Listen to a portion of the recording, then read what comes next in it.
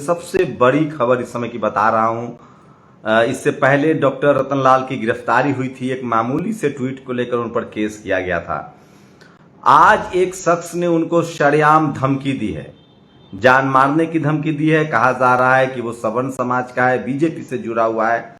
आपको बता दें कि रतनलाल जी ने इसको लेकर एक ट्वीट किया। पहले मैं उस ट्वीट को पढ़ाता हूं, उसके बाद इस पर बहस करेंगे। लिखते हैं कि भाजपा के सोशल मीडिया प्रभारी दीपू सिंह ने मुझे मारने की धमकी दी। कल 3 बजे उसका नंबर और रिकॉर्डिंग शेयर करूंगा। मीडिया के साथियों से अनुरोध है कि कल दोपहर 3 बजे मिले। न झुकूंगा न डरूंगा। शुक्रिया। तो सोचिए, आप कल्पना कीजिए कि इस देश में जगदेव प्रसाद को सड़क पर मार दिया गया। हम नहीं बोले, हमारे बाप दादा पढ़े लिखे नहीं थे, लेकिन अब हमें बोलना पड़ेगा। आप सोचिए, इस देश में टीवी अखबार की भूमिका क्या है और कौन लोग हैं जो सावित्रीबाई फुले पर पत्थर बरसा रहे थे जब वो स्कूल खोल रही थी। कौन लोग हैं जो बाबा साहब को देशद्रोही कहते थे, उनसे नफरत करते थे, आज भी उनकी मूर्तियां तोड़ते हैं क्योंकि उन्होंने हक अधिकार की बात की। कौन लोग हैं जो दिलीप मंडल को, आप जाके ट्विटर पर देखिए, दिलीप मंडल किसी से पैसा लेते हैं, किसी का पैसा खाते हैं। उनका ट्विटर स्पेस है, वो जो चाहे लिखें। अगर आपको दिक्कत है, आपके लिए कोर्ट के दरवाजे खुले हैं, पुलिस के दरवाजे खुले हैं। क्या आप जान मारने की धमकी देंगे? वेद प्रकाश के साथ क्या हुआ था? एक्टिविस्ट वेद हैं, पटना में उनकी रेकी की गई थी। उनको सरेआम फेसबुक पर जान मारने की धमकी दी गई थी। मैं रोज लगभग 500 कॉल उठाता हूं, लगभग 500 कॉल। वो इसलिए कि कोई तो होगा जो जरूरतमंद होगा, मैं उनको कॉल करूंगा, फोन करूंगा, उनकी मदद कर पाऊंगा, उनकी खबरें बनाऊंगा। मेरे पास भारत में या दुनिया भर में रिपोर्टर नहीं है, मेरे पास कोई इनपुट नहीं है। मैं ये फोन नंबर इसलिए उठाता हूं कि इस देश में कहां अत्याचार हो रहा है। सोचिए, SC ST OBC माइनॉरिटी पर अगर अत्याचार होता है तो कोई टीवी मीडिया रिपोर्ट करती है क्या? बहुजन समाज के लोग सोशल मीडिया के दम पर अपनी लड़ाई को आगे बढ़ा रहे हैं।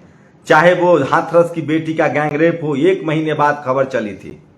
सोचिए, आज जो मीडिया, झारखंड में एक मुस्लिम समाज के युवक ने एक लड़की को जला दिया, वो जेल में है, उसको सख्त सजा मिलनी चाहिए। लेकिन सोचिए, मीडिया इसको खबर चला रही है, चलाएगी, क्योंकि इसमें हिंदू मुस्लिम है। सवाल यह है कि क्या किसी मुस्लिम कम्युनिटी के किसी नेता ने, किसी धर्मगुरु ने, किसी जाति ने उसके खिलाफ पंचायत की कि आरोपियों को छोड़ दिया जाए? लेकिन इसी देश में हाथरस में गैंगरेप होता है, पंचायत होती है जात के नाम पर कि बचाया जाए आरोपियों को। पानी पीने के लिए एक छात्र को मार दिया जाता है, जातियों की पंचायत होती है। इसी से हम लोग को आपत्ति है, इसी को मैं जातिवाद कहता हूं। किसी कम्युनिटी का आदमी क्रिमिनल हो सकता है, क्राइम कर सकता है, लेकिन जातिवाद तब हम उसे कहते हैं जब उस क्राइम को, उस क्रिमिनल को पूरा सिस्टम बचाने में जुट जाता है। और इसकी शुरुआत मीडिया से होती है। मीडिया उस खबरों पर कुंडली मार के बैठ जाता है। रोहित वेमुला को मार दिया गया, चिट्ठियां लिखी गई। क्या किसी मीडिया ने स्मृति ईरानी से सवाल पूछा? क्या किसी मीडिया ने बंडारू दत्तात्रेय से सवाल पूछा? यह जातिवाद है। सिंगर के खिलाफ रेप का आरोप लगता है, पूरा परिवार को मार दिया जाता है, मीडिया किसी सवाल नहीं पूछता है। उल्टे उस कम्युनिटी के लोग उसके पक्ष में रैलियां करते हैं। एक श्रीकांत त्यागी नाम का शख्स सरेआम कैमरे पर गाली देते हुए पकड़ा जाता है। उसकी जब हो हल्ला होता है, गिरफ्तारी होती है, उस कम्युनिटी के लोग रैली करते हैं, धरना करते हैं, प्रदर्शन करते हैं। लेकिन ये तो वो चीजें हैं जो आपको दिखती है। इस देश में जातिवाद कैसे काम करता है वो सोचिए। बिल्किस बानो को लेकर क्या कोई सड़कों पर उतर रहा है? जो लोग निर्भया को लेकर सड़कों पर उतर रहे थे, कोई बिल्किस बानो को लेकर उतर रहा है। लेकिन बिल्किस बानो के मामले को हम लोग जातिवाद क्यों कह रहे हैं? क्योंकि जो दोषी हैं, जिनको जेल से निकाल दिया गया, उनको मिठाई खिलाया जा रहा है, टीका लगाया जा रहा है। सवाल है कि जो आरोपी है, किसी भी कम्युनिटी और कास्ट का कोई आरोपी हो सकता है। भारत में कोई भी आरोपी है तो उसकी एक कम्युनिटी है, एक कास्ट है। सवाल है कि जब उसको सिस्टम बचाने लगे, जब उसके साथ उस कम्युनिटी के लोग खड़े होने लगे। और सोचिए, ऐसा नहीं कि सिर्फ पंचायतें होती हैं, सिर्फ गांव समाज के लोग खड़े होते हैं। इस देश में मीडिया, जुडिशियरी, ब्यूरोक्रेसी, यूनिवर्सिटी, तमाम लोग मिलके, थाने के दरोगा से मिलके, हम लोग शेड्यूल कास्ट, शेड्यूल ट्राइब और पिछड़े समाज, मुसलमानों पर जो हत्याएं होती है, उसकी खबरें क्यों चलाने को मजबूर हैं? क्योंकि पुलिस उस मामले में कार्रवाई नहीं करती है। पुलिस जाति क्या, अगर उस केस, अब सोचिए ये लड़की का जो मामला है, अगर इसमें जातिवाद का एंगल होता तो पुलिस कार्रवाई नहीं करती। इसमें धर्म का एंगल है तो पुलिस कार्रवाई करे, और कार्रवाई होनी चाहिए। हम लोग यही तो चाह रहे हैं कि जो भी क्रिमिनल हो उसके खिलाफ क्राइम हो, क्राइम कर रहा है, हम उस कम्युनिटी को नहीं टारगेट करना चाहते हैं। हम टारगेट तब करते हैं जब उस कम्युनिटी के अधिकारी, उस कम्युनिटी का पुलिस, उस कम्युनिटी का दरोगा उस अपराधी को जाति देखकर बचाने लगता है। सवाल है कि रतन लाल एक प्रोफेसर हैं, अंबेडकर नामा चलाते हैं, वेद एक पत्रकार है, मैं एक पत्रकार हूं। आप तय नहीं करेंगे कि मैं क्या बोलूंगा, मैं क्या नहीं बोलूंगा। अगर मैं कोई अनकॉन्स्टिट्यूशनल बोल रहा हूं, अगर मैं कोई देश के खिलाफ बोल रहा हूं, अगर मैं किसी जाति धर्म के खिलाफ बोल रहा हूं, तो आप कंप्लेन कीजिए मेरे खिलाफ, आप कोर्ट जाइए। मैं ये भी जानता हूं कि उस कोर्ट में आपके लोग बैठे हुए हैं, उस थाने पुलिस में आपके लोग बैठे हुए हैं। मेरे खिलाफ कोई मर्सी नहीं होगी, सूली पर टांग दिया जाएगा। उसके बाद भी हम लोग इस देश के कॉन्स्टिट्यूशन और संविधान का सम्मान करते हैं। सोचिए, प्रशांत कनौजिया को पुलिस आती है और उठा के ले जाती है, लेकिन इस देश में जाति के नाम पर SC ST OBC माइनॉरिटी के डॉक्टर, इंजीनियर, प्रोफेसर, पत्रकार, एक्टिविस्ट, उनको रोज गाली दी जाती है, रोज धमकी दी जाती है, रोज मारा जाता है। क्या मजाल है कि किसी को किसी पर कार्रवाई हो जाए? अरे सर, रेप के बाद कार्रवाई नहीं होती है। निर्भया के साथ रेप हुआ था, पूरा देश खड़ा हुआ। हाथरस की बेटी के साथ रेप हुआ, 1 महीना लग गए ये सिर्फ बात एक्सेप्ट करने में कि रेप हुई है। जातीय बैठ के होने लगी, उसको बचाने के लिए जाति के नाम पर बैठ के हुई। राजस्थान में एक बच्चे को मार दिया गया, खबर आने में 1 महीना लग गया, जब तक उस बच्चे की मौत नहीं हुई। उसके बाद जातीय पंचायत हुई, उसके बाद मीडिया भी सड़कों पर उतरा और उसने कहा कि मटका था ही नहीं। मुझे नहीं पता आगे न्याय भी मिलेगा कि नहीं। इस देश में यही होता है, लेकिन इस देश में कोई मुसलमान है तो उसके पूरे कम्युनिटी को बदनाम कर दिया जाएगा। जबकि किसी मुस्लिम नेता ने, आप बताइए, किसी मुस्लिम नेता ने एक लाइन लिखा है उस आरोपी के पक्ष में? कोई धरना, कोई प्रदर्शन?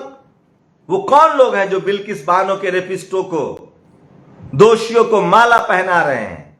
वो कौन पार्टी है जो मॉब लिंचिंग में शामिल एक दरोगा के हत्यारे को फूल के माला पहनाया जाता है? वो कौन लोग हैं जो आतंक के आरोपियों को उम्मीदवार बनाते हैं? बहुजन समाज ऐसा समाज है, इतना हम लोग बेवकूफ हैं कि जगजीवन बाबू की एक फोटो लीक हो गई, हम इस देश में वो प्रधानमंत्री नहीं बने। संदीप दिल्ली सरकार में मंत्री थे, एक महिला के साथ वीडियो लीक हुआ, बाद में कोर्ट ने कहा कि यह मर्जी से संबंध दिख रहा है। उसके बाद उनको इस्तीफा देना पड़ा, उनका पॉलिटिकल करियर बर्बाद हो गया। इस देश में SC ST OBC माइनॉरिटी को 24 कैरेट गोल्ड होके पैदा होना पड़ता है, उसके बाद भी गारंटी नहीं है कि आप सुरक्षित बच जाएंगे।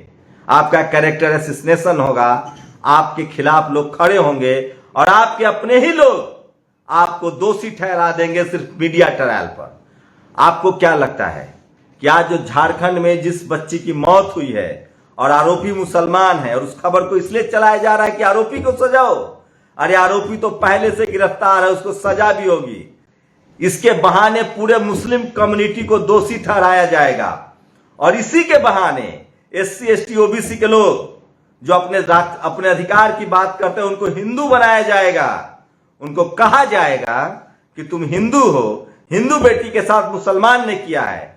लेकिन वही सवर्ण हिंदू तब कहां घर बैठ जाते हैं? जब हाथरस की घटना होती है, जब जालौर की घटना होती है, जब इस देश में रोज जाति के नाम पर लोग मारे जा रहे हैं, तब आप नहीं बोलेंगे। इस मीडिया की रणनीति को समझिए। सोचिए, इस देश में आज भी बाबा साहब की मूर्तियां तोड़ी जा रही है। प्रोफेसर रतन लाल जी को धमकी दी गई है, कल वो प्रेस कॉन्फ्रेंस करने वाले हैं। पानी सर से ऊपर बह चुका है। दिलीप मंडल के ट्विटर पर जाइए, एक SP IPS बोथरा ट्वीट करता है कि दिलीप मंडल, आप जाति के खिलाफ नहीं बोल सकते हैं। अरे इस देश में जाति के आधार पर कोलेजियम सिस्टम चलता है, जज के घर के लोग जज बनते हैं। ये लिखने में बुराई कहां है? और अगर आपको इतना ही प्रॉब्लम है तो कंटेम्प्ट ऑफ कोर्ट में जाइए। मैं तो कह रहा हूं, इस देश के bureaucracy, judiciary, media, college, university, थाना, पुलिस, दरोगा, एसपी, डीएम सब आपका है। उसके बाद भी हम लोग इस देश के संविधान की वजह से हम उसको मानते हैं। जज आप हैं, दरोगा आप हैं, पुलिस आप हैं, वकील आप हैं, उसके बाद भी हम लोग मानते हैं कि हमको फिर भी न्याय पर भरोसा है। लेकिन आपको भरोसा नहीं है। आप मारने पर उतारू हो जाते हैं, आप गालियां देते हैं, आप धमकी देते हैं, आप पीठ पर हमला करते हैं। वो सिर्फ इसीलिए कि हम समाज के तौर पे एकजुट नहीं हैं, हम मानसिक रूप से डरे हुए लोग हैं। ऐसा मत करिए, बनाना रिपब्लिक मत बनाइए, इस देश को कबीला मत बनाइए। नहीं तो जिस दिन हम लोगों ने एक दूसरे का हाथ पकड़ के सड़क पर खड़ा होना सीख लिया, सोचिए आपका क्या होगा। इसलिए कह रहा हूं, डेमोक्रेसी को बनाए रखिए, डेमोक्रेटिक तरीके से इस देश को चलने दीजिए। लिखने, पढ़ने, बोलने की सबको आजादी है। आपकी सहमति असहमति का सम्मान है। अगर कोई अनकॉन्स्टिट्यूशनल है, सोचिए, सोशल सरकार आपकी है, पुलिस, दरोगा सब आपका है, उसके बाद भी आपको जान मारने की नौबत आती है, धमकी देते हैं। आपको कानून पर भरोसा नहीं है। अगर रतन लाल से कोई बात से असहमत है तो आप बहस कीजिए, पब्लिक प्लेटफॉर्म पे उनके खिलाफ लिखिए, कोर्ट जाइए, पुलिस है, पहले भी आपने किया है। लेकिन धमकी देने की आदत छोड़ दीजिए, गाली गलौज की आदत छोड़ दीजिए, क्योंकि अब आप बच नहीं पाएंगे। क्योंकि अब सोशल मीडिया है, लोग जागरूक हैं, हम लोग भी देश भर में घूम रहे हैं, लोगों को देख रहे हैं। किसी एक शख्स पर, किसी एक बहुजन पत्रकार, किसी एक बहुजन एक्टिविस्ट, किसी एक बहुजन इंटेलेक्चुअल, किसी एक बहुजन नेता पर आपको हमला करना आपकी दुनिया की सबसे बड़ी भूल साबित होगी। ऐसा करने की कोशिश मत कीजिए और डराइए, धमकाइए मत। कल प्रोफेसर रतन लाल इसको लेकर एक प्रेस कॉन्फ्रेंस करेंगे। और अंत में आपको जाते जाते एक तस्वीर दिखा रहा हूं। यह तस्वीर बहुत जरूरी है। इस देश में संविधान की ताकत क्या होती है वो मैं इस देश की तस्वीर जनता को दिखाना चाहिए। आप किसी पार्टी के हो, किसी धर्म के हो, किसी जाति के हो, लेकिन अगर ये संविधान नहीं होता तो ये शानदार तस्वीरें राष्ट्रपति द्रौपदी मुर्मू, महामहिम राष्ट्रपति द्रौपदी मुर्मू, यूपी की पूर्व मुख्यमंत्री बीएसपी प्रमुख मायावती जी की तस्वीरें हैं जो सोशल मीडिया पर वायरल हो रही है। सोचिए, क्या संविधान बनने से पहले ये संभव था कि जो आदिवासी, शेड्यूल कास्ट, पिछड़े, दलित, मुसलमानों को जाति के नाम पर परेशान किया गया, पढ़ने लिखने नहीं दिया गया, वो राष्ट्रपति भवन में होते हैं? कानून, संविधान की चक्की है, महीन पीसती है, लेकिन पीसेगी जरूर। इसलिए संविधान में तमाम बहुजन समाज के लोगों से अपील कर रहा हूं कि संविधान पर भरोसा कीजिए, अनकॉन्स्टिट्यूशनल काम नहीं कीजिए। संविधान जरूरी है। और जो लोग वही लोग मार काट, गाली गलौज की बात करते हैं जो इस संविधान पर भरोसा नहीं करते हैं।